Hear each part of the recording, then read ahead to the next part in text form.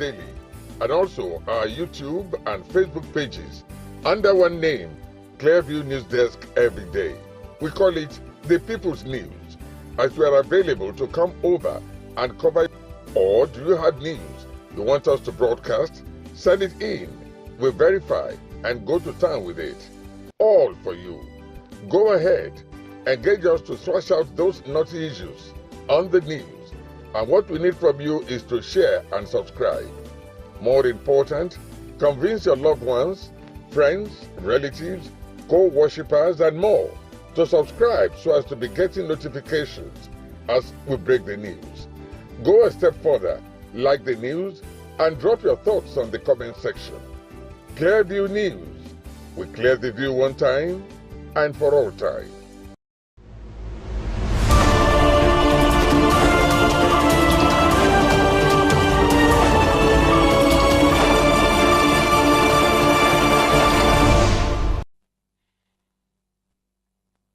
Hello and welcome to Clearview News Desk.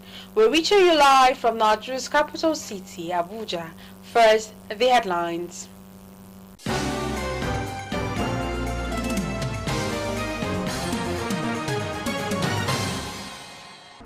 Nigeria's Chief of Defense Staff assures Edo State residents of the commitment of armed forces and other security agencies in delivering free, fair, credible and peaceful election. Nscdc parades suspected ritualists who camped victim and Top View Hotel, Abuja. Spiritual obligations shouldn't stop romance in marriage, so says Pastor Enoch Adeboye of the RCCG.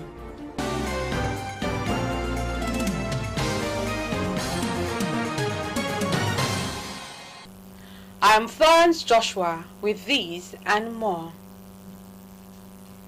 The Edo State 2024 governorship election is one of the most anticipated political events in Nigeria, drawing attention from political enthusiasts, analysts and Nigerians. Three major political parties, Labour Party, LP, People's Democratic Party, PDP, All Progressive Congress, APC, the Christian Association of Nigeria, CAN, and former President Goodluck Jonathan have tasked the Independent National Electoral Commission, INEC, and security agencies on credible balloting.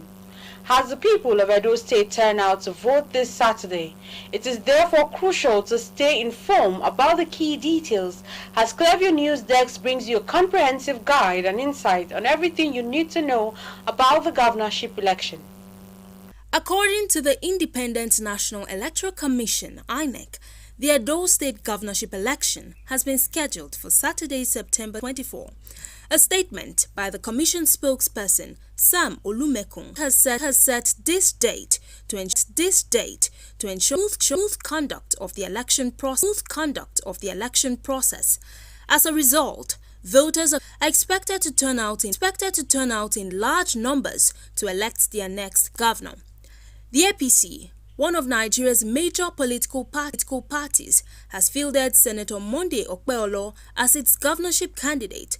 Okpeolo, who hails from the Edo Central Zone, secured his party's candidacy. Anticipated election of dedicated public servant and philanthropist. The APC candidate has promised to provide free transportation services to residents, recognizing Asue Igodalo is a formidable contender in the Edo governorship election. The PDP candidate's campaign manifesto, tagged Pathway to Prosperity for All, highlights the pathway to security, women and youth development, education, agriculture and food security, and room for traditional and religious institutions, industrialization, care for better working relationships to foster development in all parts of the state.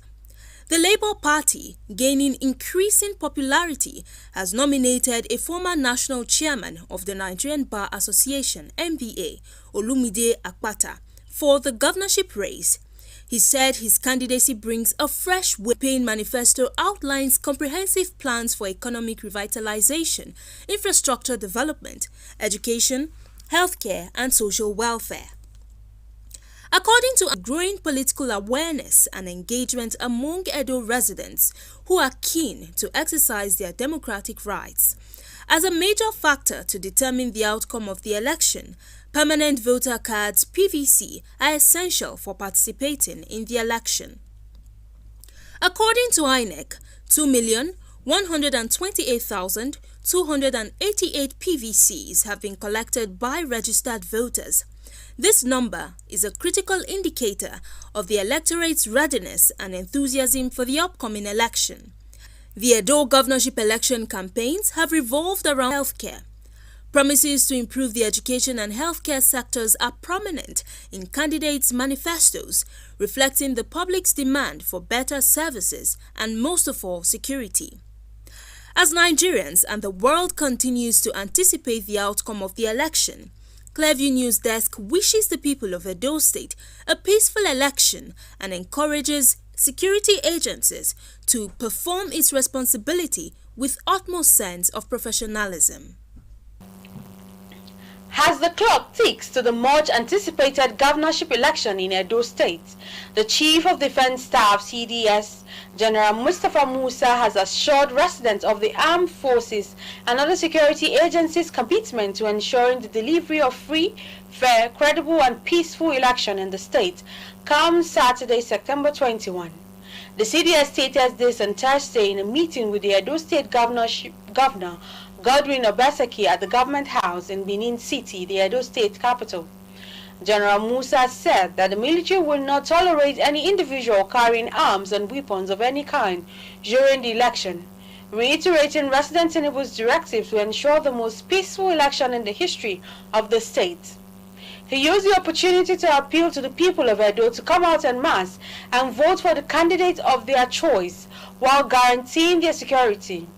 General Musa added that the Nigerian police will provide general security while the military will give security backup for the election in the most professional manner. In his remarks, Governor Godwin Obaseki said the visit was very reassuring to the people of the state, while thanking the military for its effort in combating insecurity in the state. The governor raised concerns over the intimidation of citizens by men on uniform and urged the CDS to appeal to the Inspector General of Police, Kayode Egbetokun, to ensure proper coordination to avoid a repeat of the bloody NSAS protest that occurred in 2020. Still on the off-cycle Edo governorship election, which is billed to commence in just a few hours, the Action Democratic Party has debunked reports that its party is in support of a particular political party for the governorship election holding in Edo State on Saturday, September 21, 2024.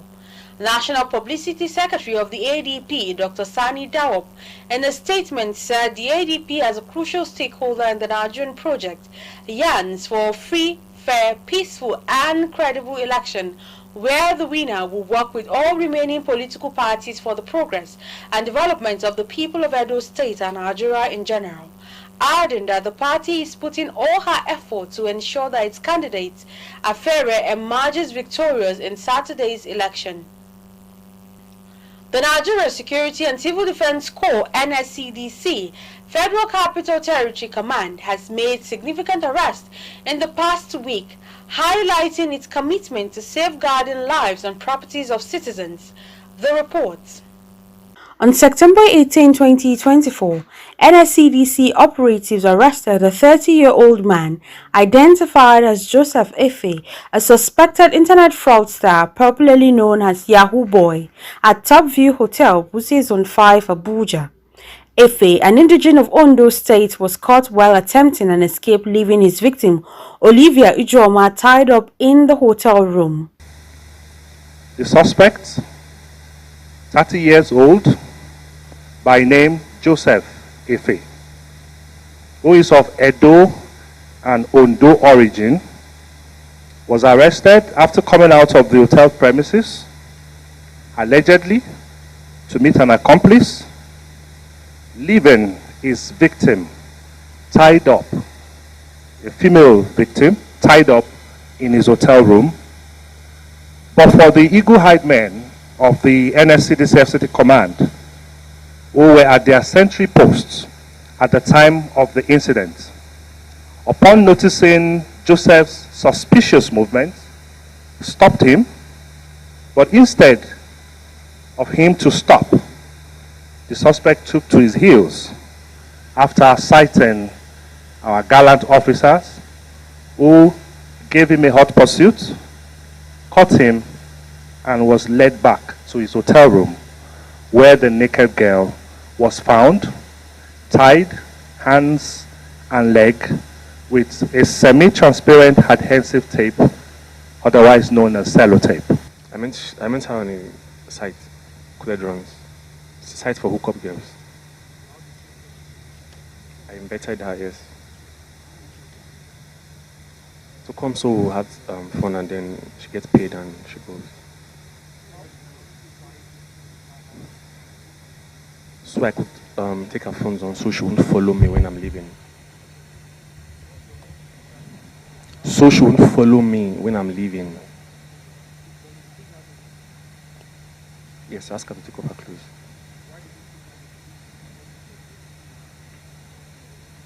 Because if I'm leaving and she eventually untie herself and try to follow me, before she put on her clothes and stuff like that, I'll be long gone. Among other successes recorded by the Nscdc was the arrest of one Usman Ibrahim for vandalizing armored cables from a transformer at Nuclear Technology Center, Nigeria Atomic Energy Commission premises. Also paraded was a trial of suspect Theophilus Uche, Danladi Awal and Ado for vandalizing air conditioners and cables at Nigeria Education Research and Development Council, NERDC, Big Shada. The Nscdc FCT command will hand over the suspect and victims to relevant agencies for further actions. Meanwhile, hotel owners have been warned to be vigilant, while young ladies are also cautioned against engaging in activities that could pose a threat to their lives. Following allegations by Zamfara State Governor Dawuda Lawal accusing the Minister of State for Defense Bello Matawalle of having ties with bandits, misappropriation of billions of naira, as well as failure to address the insecurity in Zamfara State while in office, the National Coordinator of Human Rights Association of Nigeria, Huriwa, Emmanuel Owubuke, argued that the accusation against Matawalle are politically motivated, lack concrete evidence, are merely an attempt to tarnish Matawalle's reputation. Emmanuel stated this Friday at a press conference in Abuja, the Nigeria's capital. Clearview News Imofonokon has the details. Zamfara State Governor Dawuda Lawal had accused his predecessor, the Minister of State for Defense, Bello Matawalle, of sponsoring bandits in an interview on TVC, suggesting Matawalle's resignation to clear his name. In its reaction, the Human Rights Writers Association of Nigeria criticized Governor Lawal's remarks, labeling the allegations as unsubstantiated and lacking merit. However, in our response, we are dismissing this claim as baseless. We are saying that the allegation lacks concrete evidence and is merely an attempt to tarnish the minister's reputation. Oriwa also dismissed calls for Matawalle's resignation, suggesting that Governor Lawal should step down instead. We are totally not in support of any call for the sack or dismissal of any of the ministers of defense. Following the procurement of kitchen equipment for the office of the First Lady, Huriya Dawuda Lawal in Zamfara State, the right group suggested the scrapping of the First Lady's office. There is nothing like office of First Lady. If any governor is frittering public resources to promote what they call office of First Lady, I think that person should be arrested after this dubious constitutional immunity they enjoy, which we think the National Assembly, if they want to help this country, they should remove Section 308, the immunity from prosecution for governors. The rights group, however, called on Nigerians to disregard the allegations against Matawalle, describing it as intellectually weak and lacking evidence. Imefonokun, reporting for Clearview News. In a bid to address the lingering challenges of low girl child education and poor gender responsiveness in the country, stakeholders have emphasized the need for deliberate actions from both government and private sectors to ensure a gender-responsive education sector planning program. The report. According to UNICEF statistical data, Nigeria ranks 10th among countries with the highest number of out-of-school children, with 50% of girls not having access to education at the basic level.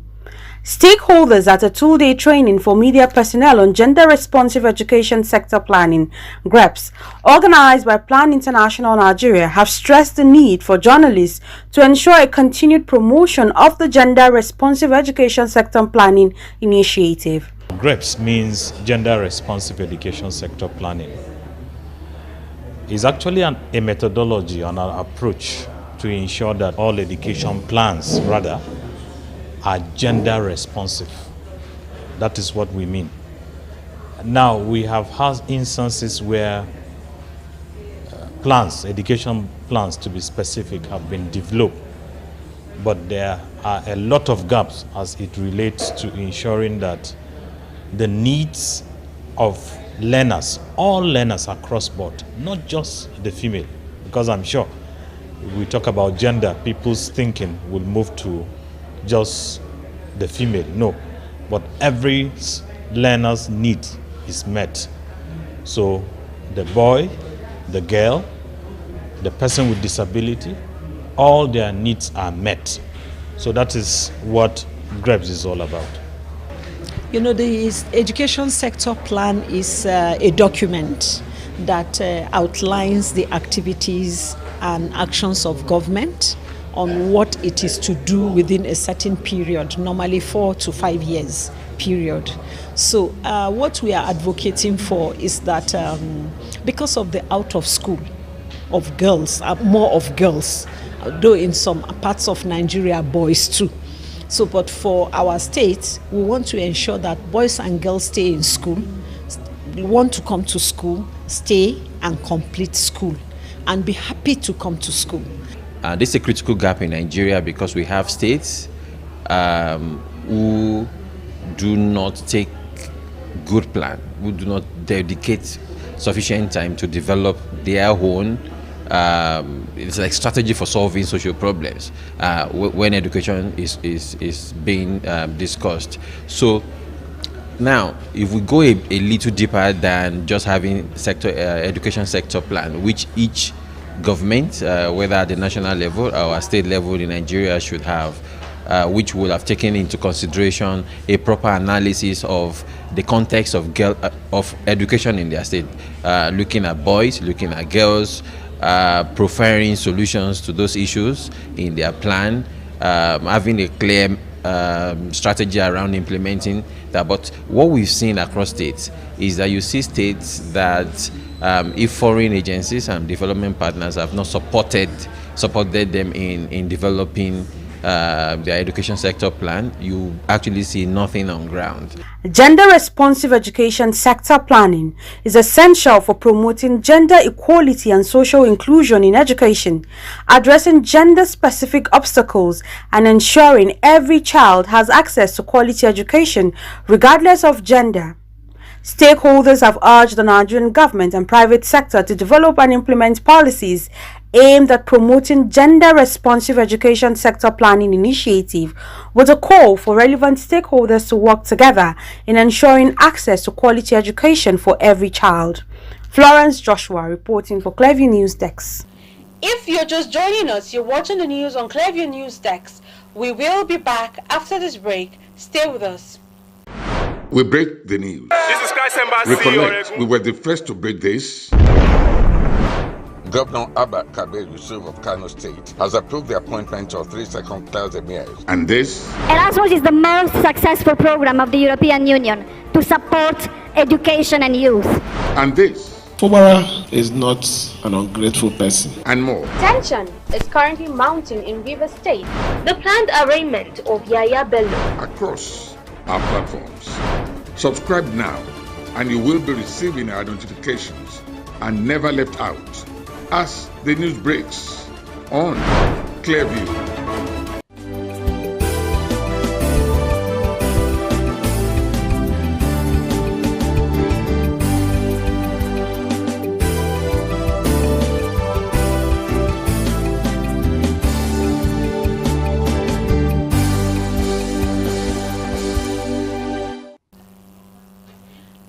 Welcome back.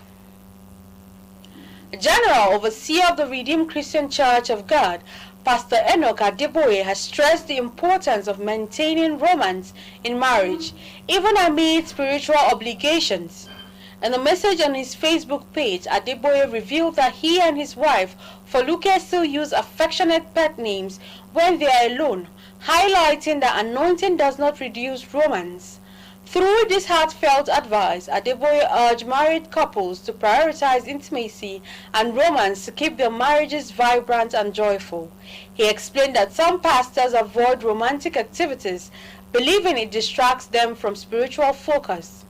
Adeboye suggested simple acts like writing notes, using pet names, and surprising each other to keep the romance alive. A Kentucky sheriff has been arrested after fatally shooting a judge in his chambers.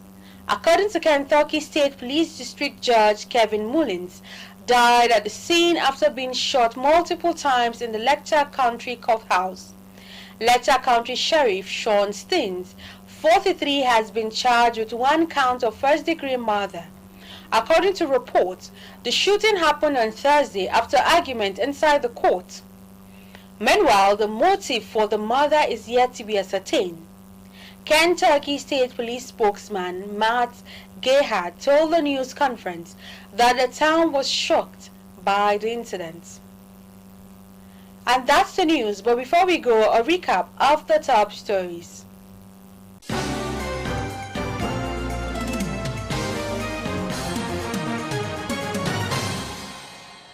The Chief of Defense Staff, CDS General Christopher Musa, has assured residents of Edo State of the armed forces and other security agencies' commitment to ensuring the delivery of a free, fair, credible, and peaceful election in the state come Saturday, September 21. The Nigerian Security and Civil Defense Corps has paraded a ritual suspect who camped his victim at the Top View Hotel in Abuja. The female victim's shout attracted hotel workers who came to her aid. The General Overseer, Redeemed Christian Church of God, Pastor Adeboye, has declared that spiritual obligation should not stop romance in marriage.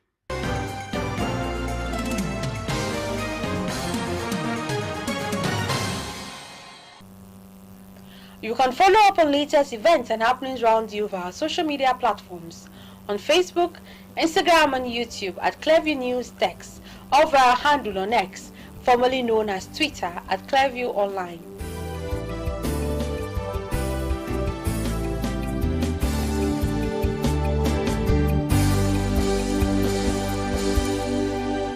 Many thanks for watching. I am Florence Joshua. Bye for now.